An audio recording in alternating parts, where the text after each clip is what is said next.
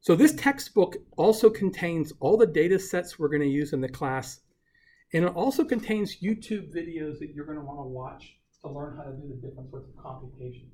So we don't really do anything by hand in this class. All the computations are all done by Excel, okay?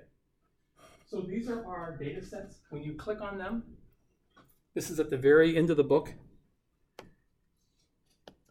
When you click on them, what will happen is a Google Sheet will open up, all right? And Google Sheets is basically a repository for data sets that puts the data in an Excel-like format, okay? The one thing is you'll need a Google account. So how many people do not have a Google account? Does anyone not have a Google account? Show of hands, please. I know Google's running the world. Everyone needs Google. You have to have a Facebook account and a Google account to do anything. Okay, so you guys are all set, okay? So that's how we're gonna access data sets. Also, I'm gonna give video tutorials. So even though we'll go through stuff in class, in fact, the first activity, we're gonna go through a lot of stuff in class, but there's gonna be things that you forget when you're doing the exams and everything. You're gonna wanna go back and review these. So all of the videos also that explain this stuff. Where did my book go? All the videos also that explain how to use Excel are going to be in here also, in the book. Okay? So if you go way down here,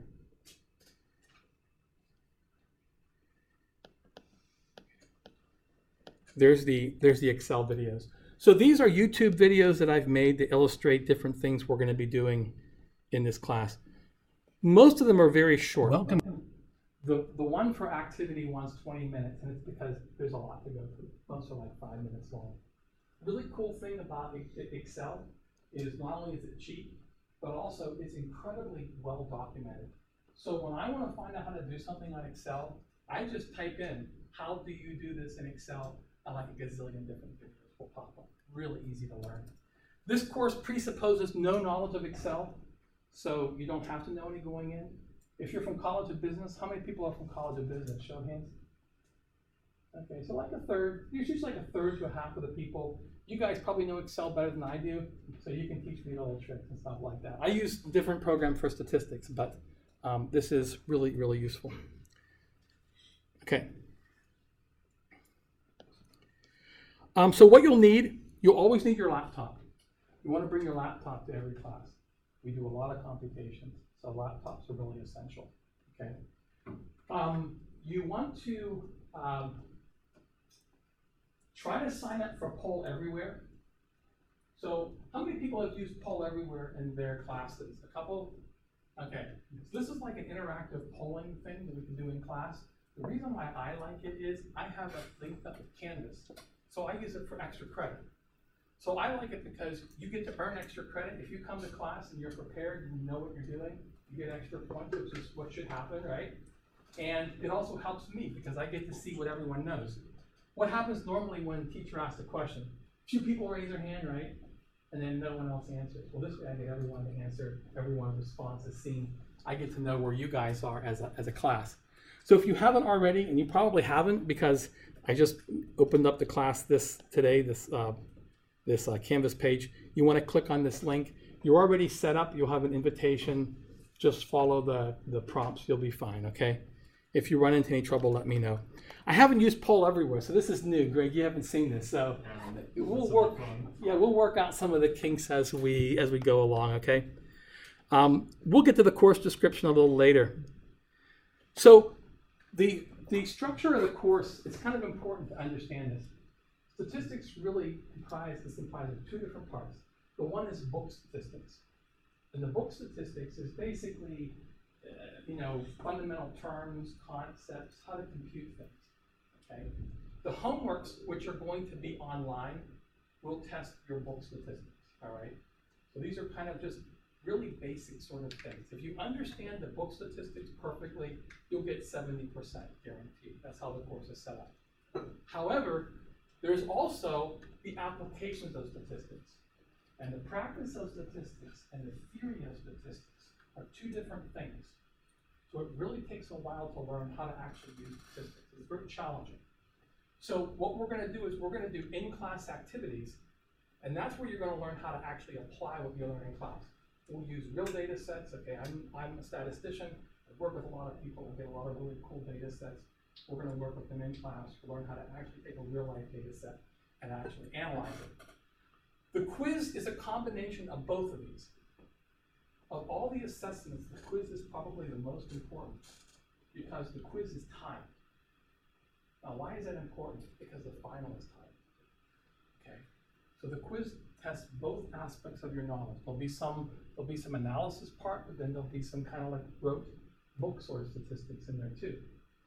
You want to use that as a guide to how well you're prepared for the final. If you can do the quizzes in class in the allotted time, you have a pretty good grasp of what's going on. If it's taking you a long time, you want to ask yourself why, okay? And talk to me and I can help you kind of streamline things. Because on the final, time's going to be a factor, right? Okay, the exams, there's two parts of the exam, both are take-home. Okay? I know you guys are busy, you have schedules, you go to conferences and all that sort of stuff. This is not a weed-out class, okay? I want you to think. I want you to take it on. I want you to think carefully about stuff, okay? The first part of the exam will be just like the homework. It'll be just like a quiz, okay? Of course, it'll be over everything in that section, right? The second part will be the analysis. It'll be like the activity. So the homework prepares you for part one of the exam. The activity prepares you for part two. The final is quasi-comprehensive. So you know how some teachers take the fourth exam and make it the final? That's kind of like what this is. It'll be mostly on the material that technically would be the fourth exam you'll have, but I'll throw in some other stuff in the other chapters. And we'll talk about that. We'll jump off that bridge when we come to it. Don't worry about it right now. Okay. Questions? Are the quizzes announced, or are they just pop quizzes? Excellent question. I did not pay this man. It's an excellent question though. Okay, so if you go back to Canvas, there's this thing called schedule. So every 2 weeks, I'll post a current schedule. It'll tell you what will be assigned that day, what will be due. Of course, you'll see it on Canvas too, right? Because I'll also post it on Canvas. It'll turn up as a regular assignment. If you click on this other hyperlink here, this is the schedule for the whole year. All right. And all of the quizzes, when they're going to be, will be announced, and they'll be in class. So you can see we're going to have a quiz. The first quiz will be on the 10th of September. Okay. But again, you'll see all those things in your assignment. I'll also post announcements in class. Okay. So you'll be well aware of that if you want to know where everything is. If you're going to be gone on something for a trip or whatever, a university approved event, let me know. We'll schedule around that. One of the nice things about having the exams outside of class, though, is that people going out of town isn't an issue. So you can still work on it. You have like a whole week to do it. So it's really nice and flexible for you guys. Okay. And we're gonna stick to this religiously. Okay. So barring something really heavy falling on me, or a hurricane coming, or something like that, I'm gonna try very hard to stick to that. Okay. Very, very rigorously. All right. This is the grade distribution. Okay, so you can see what the assessments will be, how many there'll be, how many will be dropped, what the percentage is. It's pretty straightforward. Okay. Can you just zoom in a little bit? So, and then we'll have 2.5% extra credit from the participation also. Okay. So you can download that, look at that. All right. So any questions on kind of the basics? Everybody's pretty good. If you have any questions, let me know. All right. I can help you with anything. As far as our Canvas homepage, let's see if there's anything else I want to draw your attention to.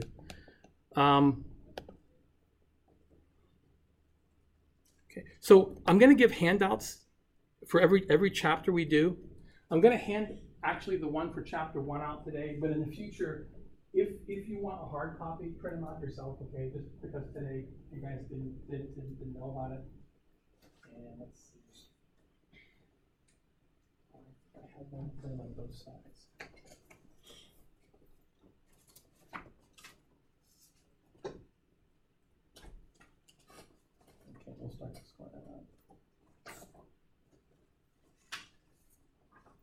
actually, I could use your help now. Awesome. Because one of these got printed, one of these things got printed just on one side. So if you want to hand out the first page, and I'll hand out the second page. Awesome. Okay. This is the second page to hand out. Grace passing on the first page.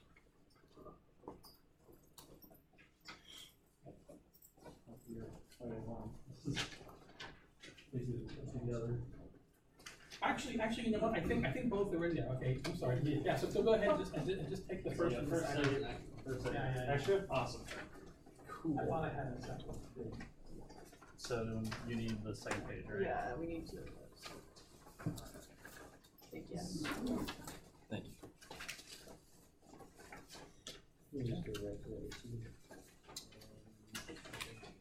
You actually don't need the second page, it's on the back. You guys need a second page? Yeah. Okay. This is a good one. And where's the? You want the back page? You don't need it. Okay. Yeah, same.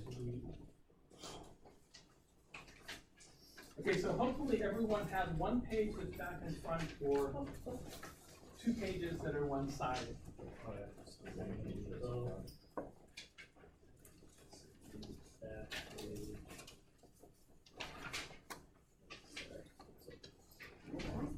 You might have some extras. You have extras, but you do. All right.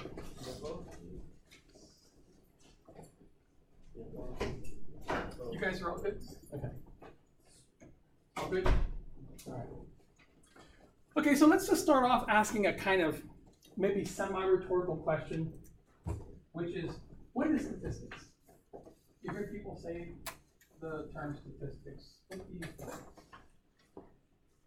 I'll pick on you. Collecting data and organizing it in a way that's easy to follow. Okay, so collecting data and organizing it, I like that. That's good, thanks. Okay, so we have data collection, incredibly important part of statistics.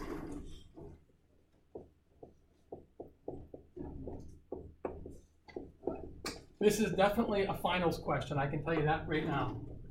Okay, so we have data collection. Okay, we want to organize the data. Okay. Data collection is one of the most misunderstood parts of statistics. We're going to talk about it a lot. It's the difference between book statistics and practical statistics. What else do you think of when you think of statistics? Benjamin, what do you think? Yes? You don't want to be as. Yeah, okay. So that's actually a false statement. You hear people in the news saying, don't drink and drive and become a statistic. You can't become a statistic. A statistic is something you compute from data, if you look at your handout. So you're actually a data point. So they should technically say, don't be a data point. That's an old statistician's joke, you know? Don't become a statistic. Okay, what else do we think of?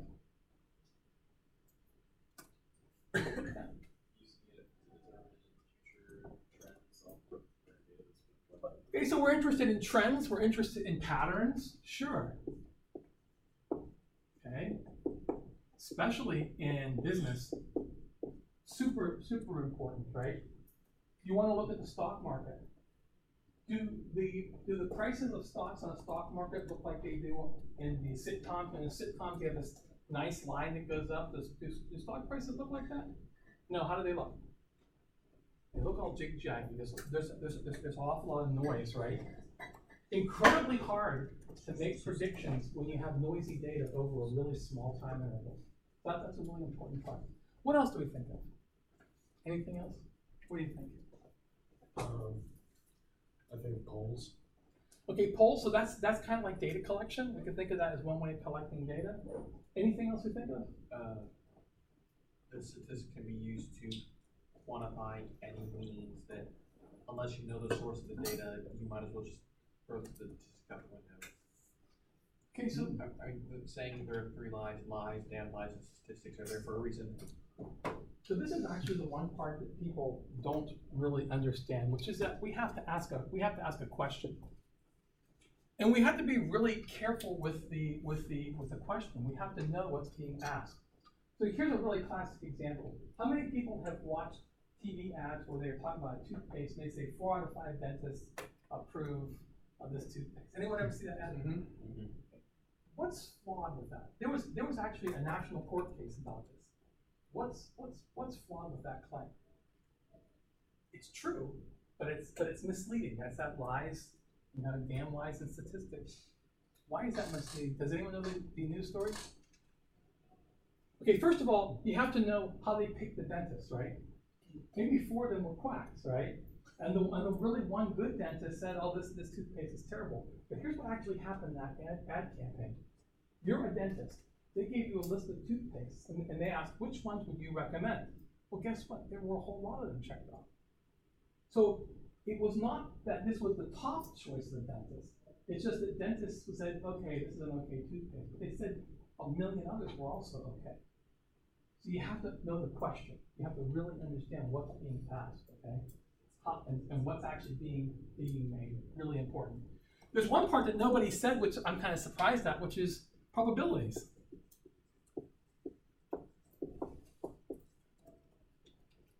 And there's a reason why I drew it like this, in this little pattern. So if you look at the cover of the text, you see this icon right here. So the real answer to the question, what statistics is, I mean, there is no like official answer, okay? But the way I think about it is statistics is a process. It's all of these things together. It's no one thing individually. So we could say that statistics is a process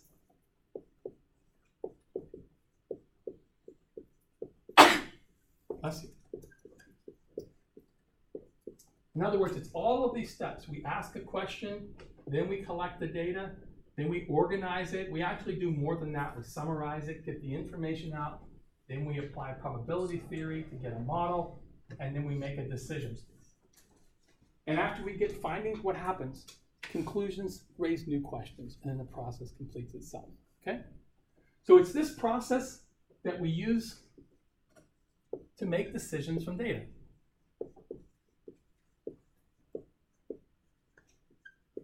And you might just say, and get information. Sometimes you're not making a decision per se from data. All right?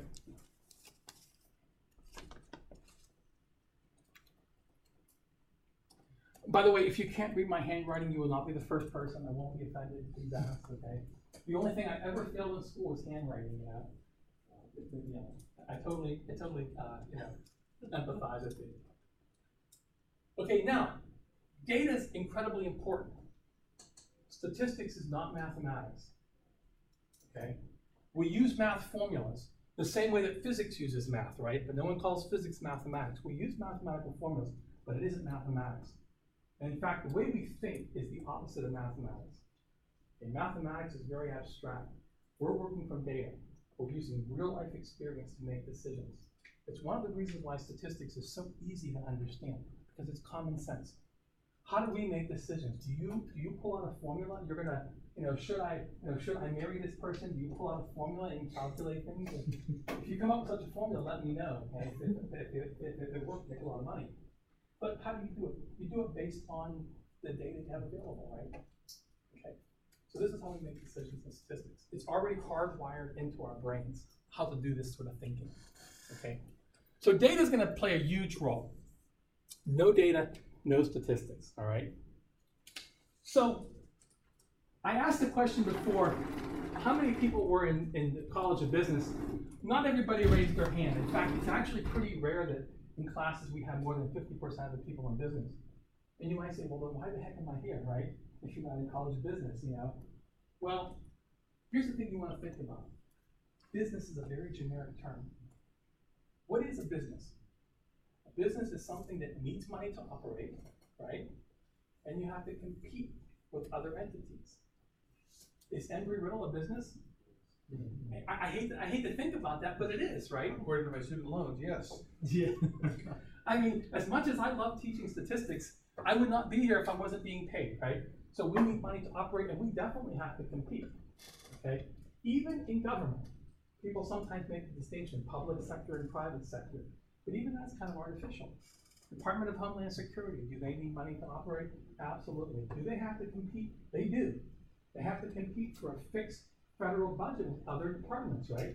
And I guarantee you, they are lobbying Department of Homeland Security saying, hey, we need more money because of this, this, and this, okay? So basically, anything that people pay you to make money, to do something, you're gonna be in business, one way or another, okay? Now, why is it important for you? When I was a student, almost nobody took statistics. We had one section, I went to a school I went to Carnegie Mellon, we had 15,000 students, I think. We only had one section of statistics. I think once a year. Why is the statistics so important now? Data, please. Go ahead. Because it's much more easily, data is much more easily attainable with the searches that people are doing, how often they're looking. Oh, yeah. Back part of the algorithm, where you just by clicking on the search bar, it will pop up with what you searched for recently, and the top search results for like one word or letter that is popped up. So it's Bingo. to help for businesses track what they perceive as the most looked at topic of the day. So when I went to school, you know, when the dinosaurs were on the earth, right?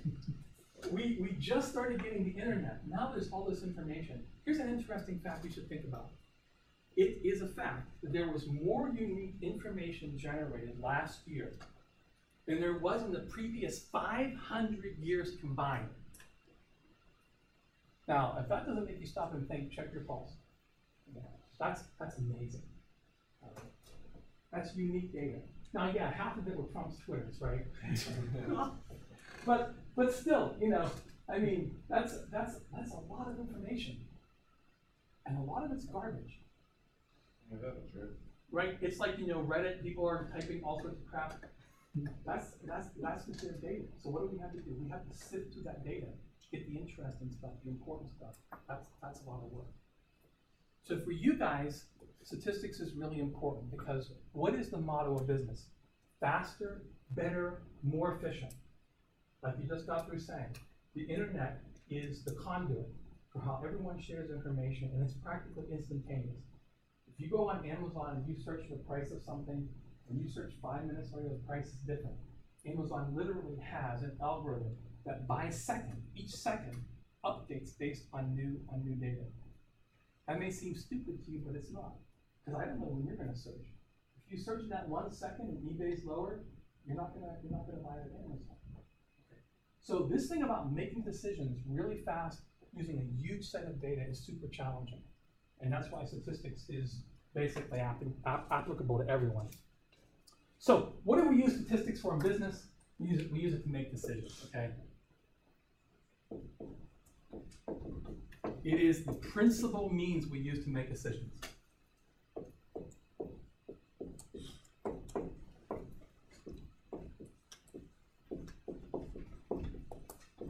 Good and bad. Good and bad. Okay? We can make fast decisions. We can make relatively unbiased decisions. But it's also bad. Because not everything can be quantified. How many people watched the movie Moneyball or read the book? Okay? That's an excellent example of a business that started using statistics. By the way, I'll fill you in. Moneyball, if you guys don't know it, it's the story of the Oakland A's and how they use statistics to pick their baseball players. They were the first baseball team to actually use statistics in a really serious way. The guy who did that, his name was Paul Podesta, he was an MBA from Harvard. He was right most of the time, but still the coaches knew things. Coaches had been around for 30-some years, okay, plus. They knew things that Podesta, although Podesta was a sports guy, still didn't know. So this is the primary way we make decisions, but we always have to take into account that, you know, there's other things that we can put into our decision making, okay? And so actually creating a model is really tricky. Now here's a question I want to bounce off you. Let's think about this for a second. Why do we use statistics to make decisions? Why do we use this? Yeah. In many ways, it lets you see what the consensus or which way you're taking. So you can say, okay, use more decision or product that will align with what people are talking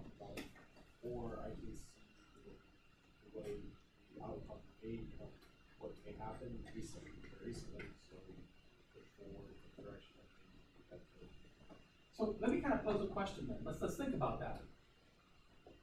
What if we use another method? Why do we use statistics instead of, say, fortune telling? Why don't we use fortune telling?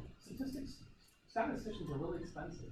A new statistician, fresh out of college, 125K.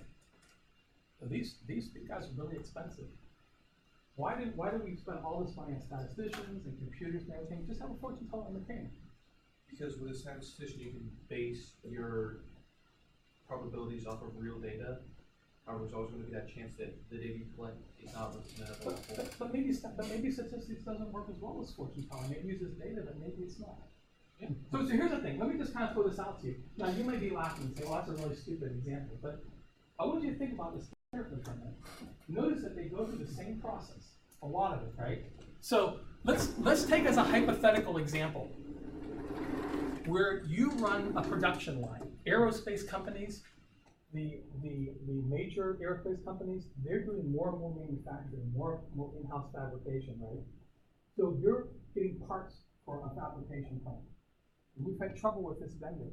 Okay, they tend to give you a lot of defect of what you think they do. So you sign a contract with them. You say if 7% of the lot of these components you gave me are defective, I have the right to return it and get a new lot. Okay? Now the lot comes in. You don't have time. Maybe there's 10,000. Talk about like screws or something, right? There's a ginormous number of these things. You can't test them all, right? And it's your job on the line. I mean, when you're putting things in space, traveling really fast, these things matter, right? You don't want defective stuff, okay? So, how do you make a decision? So, this process for both a fortune teller and a statistician, they have a lot of similarities, right? You ask them both the question. Should I return the lot, okay? They both collect data. Now, as you mentioned, that the data statistician will take a sample of the lot and look at it, inspect it, right? But so does the fortune teller. They'll look at your hand, they'll ask your birth sign. They aren't collecting data, they're collecting information, right? They'll both summarize it. Statistician will do computations, make charts.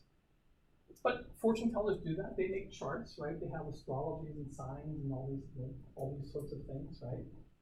And then they make a decision. What's missing? It's this step right here. Statistics has a basis. The reason why statistics works is probability theory, mathematics, okay? Is there any basis for a fortune teller? Is there any reason to believe that the position of the planets really cause stuff, other than the tides and stuff like that? I mean, if you believe in astrology, since a lot of people, when they realize birth signs or zodiac signs, even the Chinese ones, are like, yeah, that fits me. And you know, I had a friend that the astrologer, when he went to the astrologer, and they gave him the exact right, a fortune. So maybe it really does work. If I had a friend that it worked for, shouldn't I use it? Now again, you think that's funny, but what happens in real life? Don't you hear this conversation when people are talking about stocks? Well, so-and-so used this method and made a whole lot of money. Okay? There are a lot of things that are pseudoscience. So why is that argument bad? Why is it saying that it worked for one person is bad? Why do you think? Doesn't completely back you up. Like statistics backs you up. So like if your boss, like if you did mess up, you'd at least be like, well, it should have worked out this way. Rather than a fortune teller's just gonna like Okay, so that's where I'm headed. We're gonna put a little finer point. That's where we're kind of headed. But the thing about astrology, why is that one person not good? And no doubt it's worked for more than one person, right? Yeah. I feel like if you're paying to see a fortune teller, you kind of want it to work, so you like put in your own 2 cents or your own like foot forward. There's a little bit of bias, right? Tell you what you want to hear. But here's the thing: even if it worked for that one person, what if 1,000 people came to the fortune teller? Could be something that's with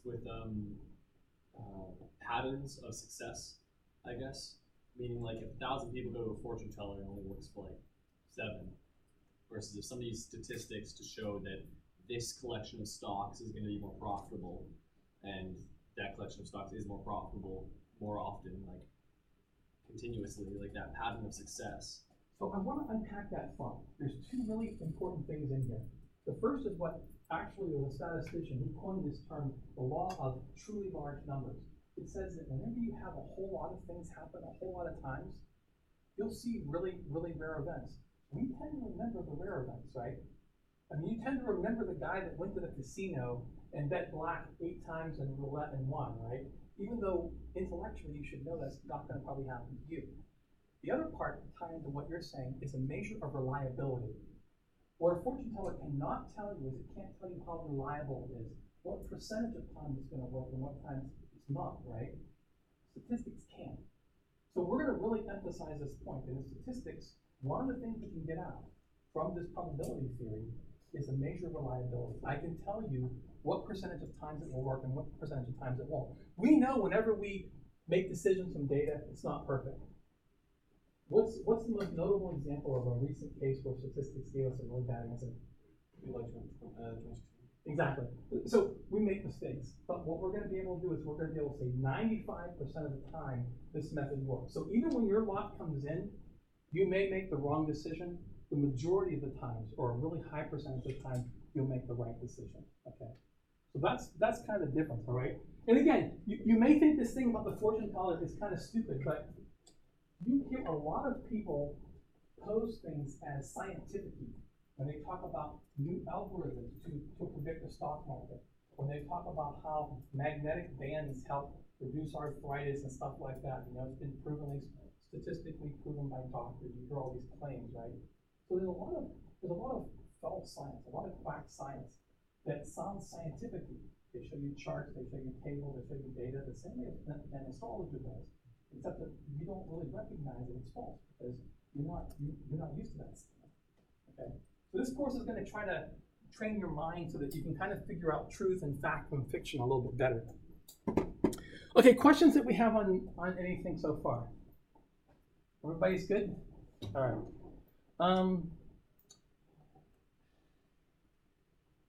You know, I'm at the end.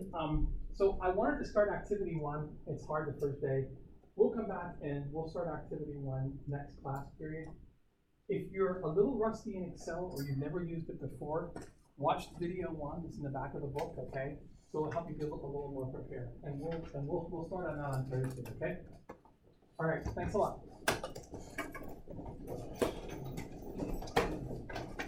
Hold on. Hold on a second, sorry. Hold on. Class doesn't end now, does it? Whoops, I think I made a mistake, sorry. Sorry guys, false alarm. I apologize. Nobody said anything. Hey guys, come on now. It's 2 o'clock, we have a half hour. I read my schedule wrong. I say, sorry guys. Sorry guys. It's first day. Just making sure you're awake. Almost. I'm sorry. Okay, so go ahead and open up your laptops. We're going to start on Excel today. I don't know why I wrote it on my schedule as 1:30. I have no idea. Okay. Actually, do you have a question about this time stuff? I was reading through and everything. Huh? And like the little sheet for it, what says the unit size of each apartment column? Are you including the apartment complex or just the apartment unit?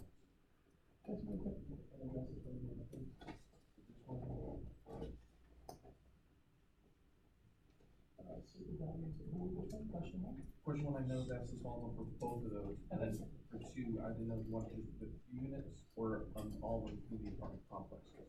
All of them, yeah, all the apartments. Okay, so including these complexes. Yeah, right. Yeah, that's a good question. Yeah. Is there a seat by the outlet? So my laptop has a battery issue. I know we can run it to the back. I guess we just have to be kind of careful. People walking around, or if you want to sit in the back, I could arrange something. Okay, all right. Either whatever works for you. I just need to know. Okay. Yeah, I know it happens to some people. Unfortunately, we don't have a lot of outlets here. Exactly. Okay. So what I want to do is go ahead to our course page. Okay. And click on the Activities tab. Okay. and you'll see the instructions. So go ahead and just click on that and download the instructions, okay? And we'll get started. So this is a new Greg. So this is a new activity. Really? Yeah, I figure it's kind of good to have a little bit of Excel basics. Yeah. I mean, once you know, just for what you know to do, I figured it out real quick. What's that? I figured it out pretty quickly. Yeah, Excel is, like I say, even if you've never had it, you'll find Excel is really easy. Yeah, just once you know how to make sums and data and square roots, it should be pretty good to go. We're not going to do an awful lot outside of that. Okay, so the first thing I want everyone to do is to download the analysis tool pack, okay? Now, the instructions will differ depending on whether you have a Mac or a PC, okay? So this is the instructions for the PC.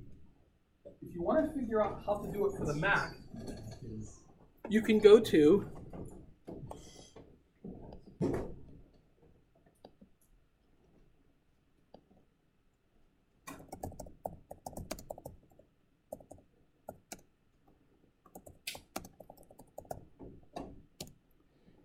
you can actually watch videos. So here's a really short video, 58 seconds long.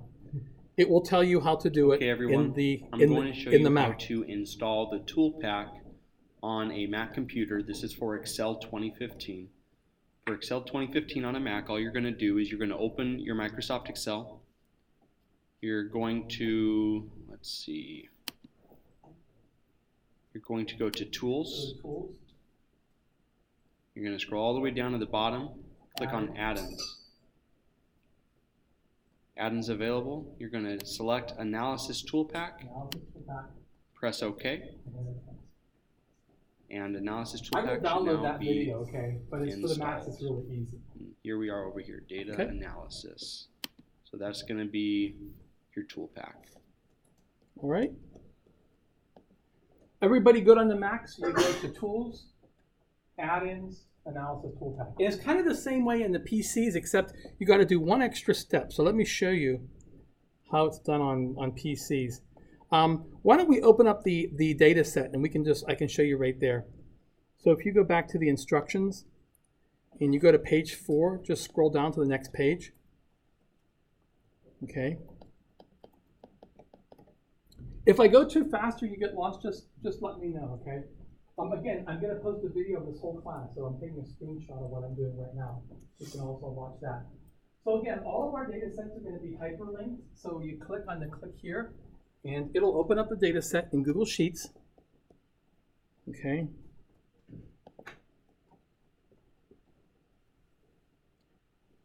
And let me just make sure everyone's opening it up, because that's going to be a really, really basic thing.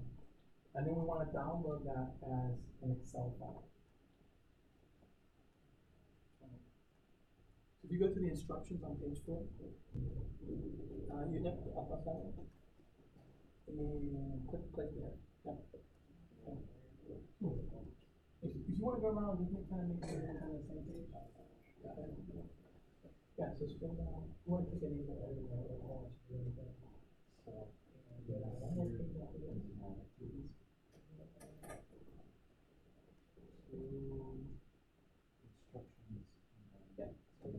And you guys can work together. I totally, encourage that.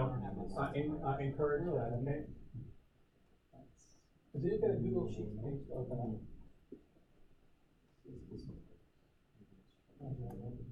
Okay, that's all right. Okay, yeah, so if you scroll on to page 4, you got it. Okay, cool. Now it's fine. Okay. Huge problems.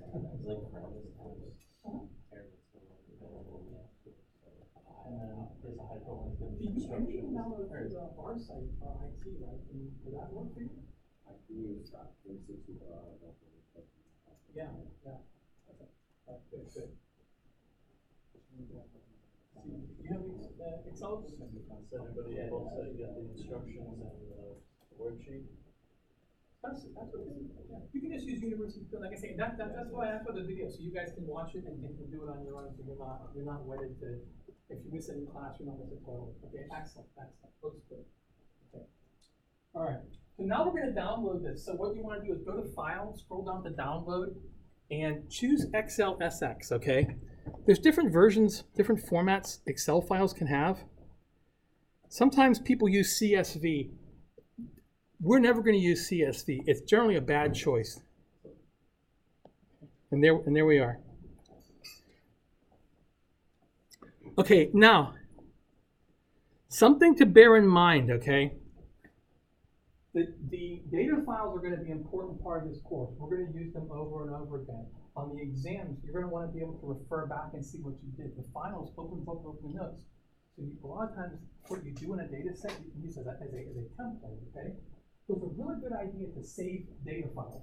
If you're on the final and you're searching your download folder for something, or you're having to re-download everything and redo it, it's going to be really, really time consuming, right? So what I would do is I would make a dedicated folder just to save these files. And I already have one on my desktop, but you can make one here. We'll make one called, so if you go to desktop and you just right click, new folder, and we'll call this section 3, MA222 data sets, and I can store my data right in there. Okay? And there you go. So congratulations, you just stored your first Excel data set. All right. And now we're going to do the analysis tool pack. So if you have the Mac, you already know how to do it. If you have a PC, here's how you do it, okay? First, go to File. If you have a PC, click on the File in the upper. If you go to the top portion of the main menu bar, click on File. Go all the way down to Options. Different versions of Excel, it'll be at different places, but it'll be somewhere on that list. Click Options. Okay. Click Add-ins. And choose Analysis Tool Pack, okay?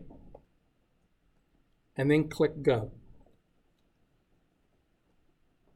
And if you look at the instructions, I have screenshots of what you want to do, okay? So File, Options, pulls up this menu. In the left menu bar, click Add-ins. In the middle menu bar, click Analysis Tool Pack, and then click. Don't worry about clicking OK. You have to click Go. If you click OK, it won't work. All right. So go ahead and click Go. It'll bring up another menu. All you have to do is choose this one, okay, and click OK. Just choose Analysis Tool Pack. You can choose them all. Excel can do a lot of things. If you're in College of Business, a lot of those things you can use for other stuff, but you only need Analysis Tool Pack.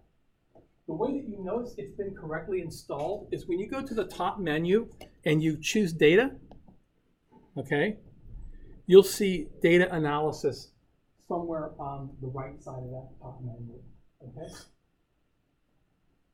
We're not going to use Analysis Tool Pack right this minute, but later on as well, so we might as well get it done right now.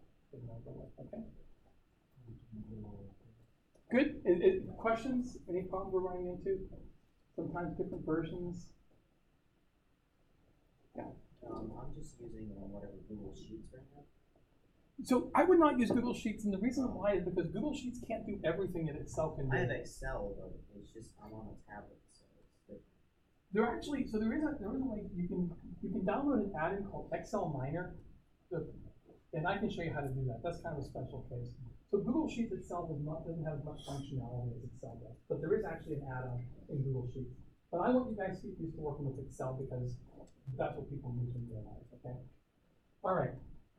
So a couple of things we want to do. First, we want to be able to add columns, okay, and add rows. So when I want to add a column, I go to the place where I want the new column to be. So I want to add a column, column A, okay. And now I'm going to right-click and choose Insert. Okay, so I'm going to right-click and choose Insert. So what I do is I click on the letter of the column, okay, then right-click, Insert, and it gives me a new column. And I'm going to call this Apartment Numbers.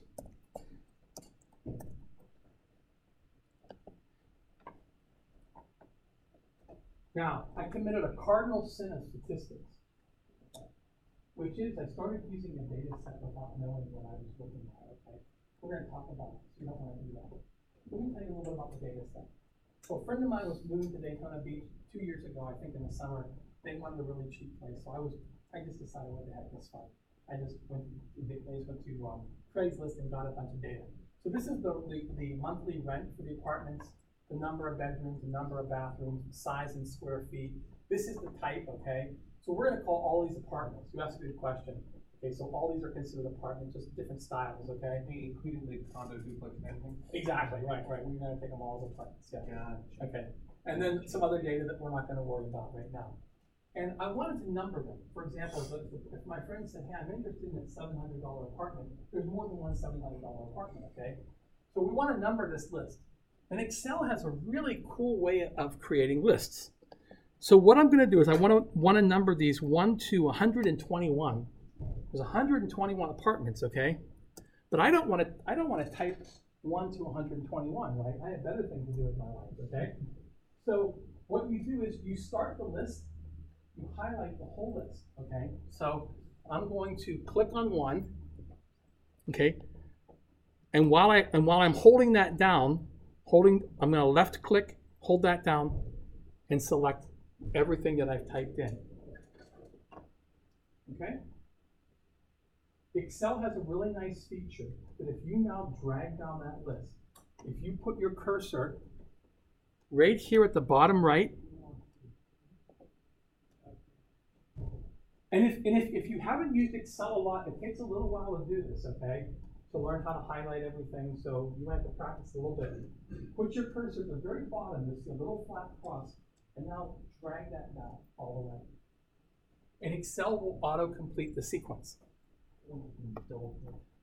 What's that? You can double click as well. See, I told you all these really cool things, okay? There you go. It's easier, okay? I was going to drag it all the way down. Double click. Put it there and double click. Thanks. So I told you, you guys know Excel better than I do, okay? But you can also drag it down. So here's the moral of the story. Excel can complete a sequence, even if it's not 1, 2, 3. If it was 0.1, 0.2, 0.3, as long as they're evenly spaced, Excel knows how to complete the sequence. It just continues it. Okay. Is this good?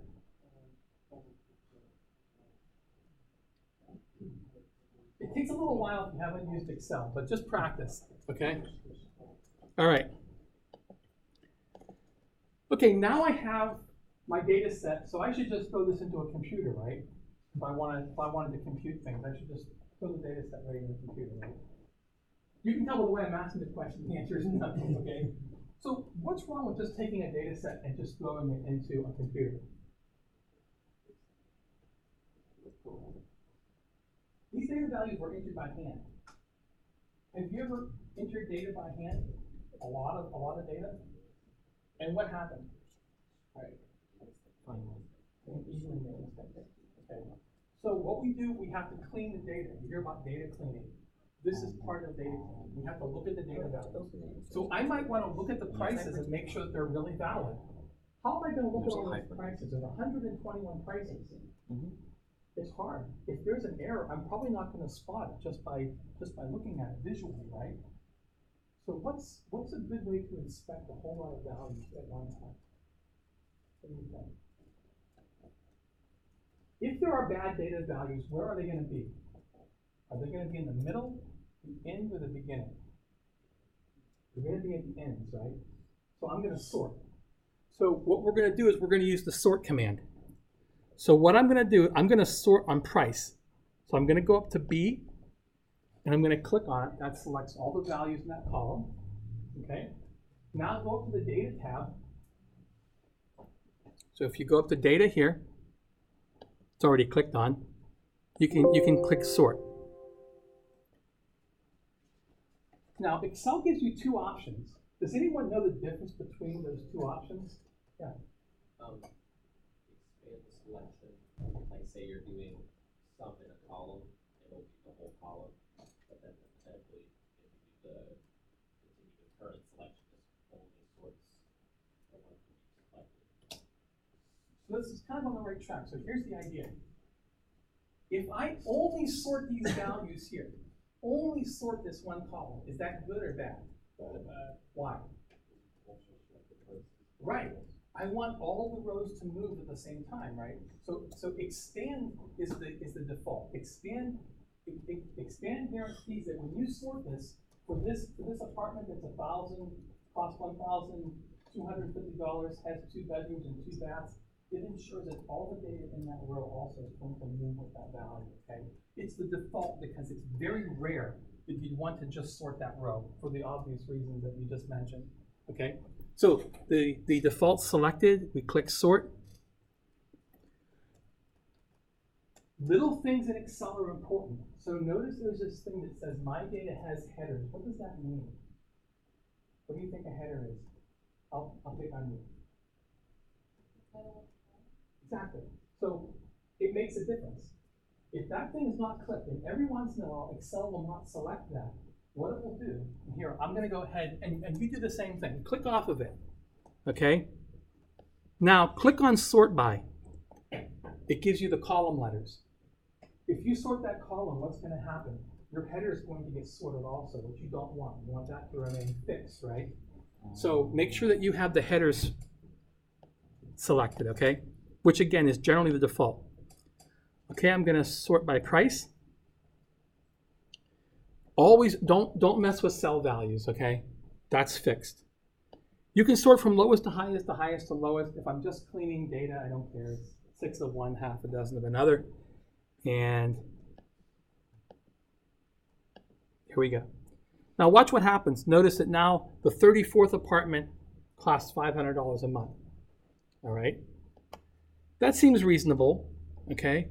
I scroll down to the bottom. And the last apartment's $2,000 a month in Daytona Beach. That's definitely possible, right?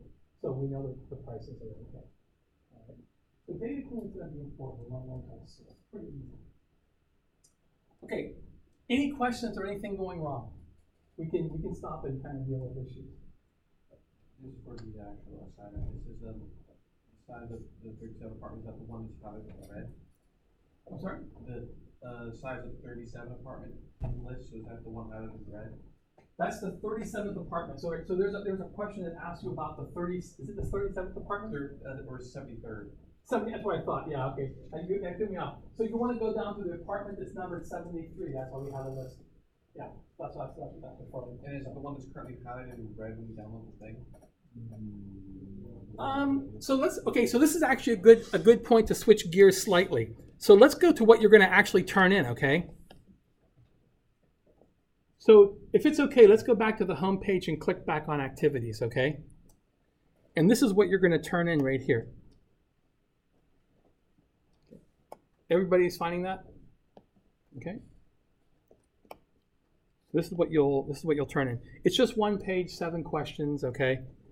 I didn't go through everything, so a few things you'll have to do outside of class, but again, there's that video you can watch that does go through everything, and Greg is more than expert in Excel, as you can tell. He can help you out. So what was the question now? What number was it? We'll look really quick. 73. Yeah, and by the way, you want to, I don't know why it did that. Just put it all on one page. Okay, so this wants to know what is the difference between the average of all the apartment size and the size of apartment 73, right? So you'll take the average, subtract it from the size of the apartment 73, whatever that is, and divide the whole thing by the square root of 123. Okay? Does that make sense? Yes. Okay. I just want to know which one would have been number 73. It's the one that you numbered in the initial list. So when we took the initial data and made the list, it'll be the 73rd apartment. It'll have number 73 in the list. Okay, that look good? Okay, so let's go ahead and actually do that. All right.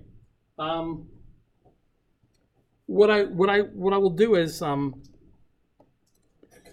let's go ahead and compute price per square foot. We'll see how to do computations in Excel. Okay, so next column over, I'm going to call this price per square foot. Don't worry, I am aware of the time. I will end on time. Don't worry, I promise. Okay, so this is the price per square foot. So I'm going to take the price of the apartment and then divide it by the area, right? So how should I do this? So let's see, the price for this apartment's 500 in the area. Oh, I don't even have an area, right? Isn't there a function on Excel? I remember, because I took DA 120, which deals with Microsoft Access and a little bit of Excel. Isn't there a way to have like a formula that divide and put that in? That's exactly right. So let's do this. Let's go back to our original data and sort on the apartment number, okay? So go back really quick here. Choose column A, and that's exactly what we're going to do. Okay. We're sorting by apartment number. Oh, just apartment number. Smallest to largest. Now here it doesn't matter. Okay. So, Like most things in life, there's an easy way and a hard way. The easy way would be to use this formula that you're referring to. The hard way would be to actually type in the numbers. We don't do that in Excel. The way you want to think of Excel is Excel does not do computations on numbers. It does computations on cell contents using formulas. so here's how this would work, okay? What I'm going to do is in column O, I'm going to put an equal sign. So this part's important. Whenever you want Excel to return a number, you have to put equal sign.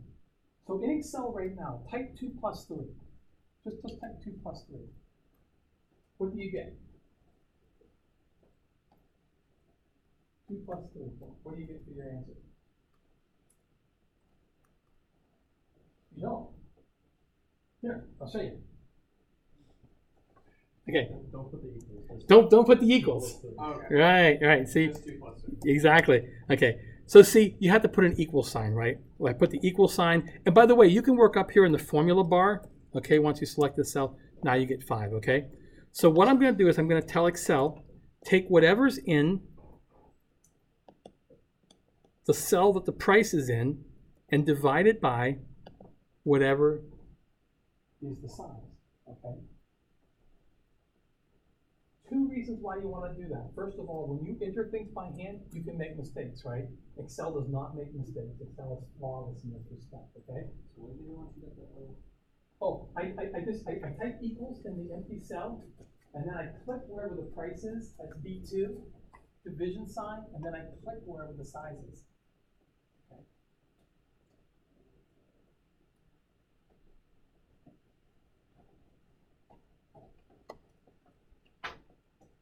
So it's way over here, right?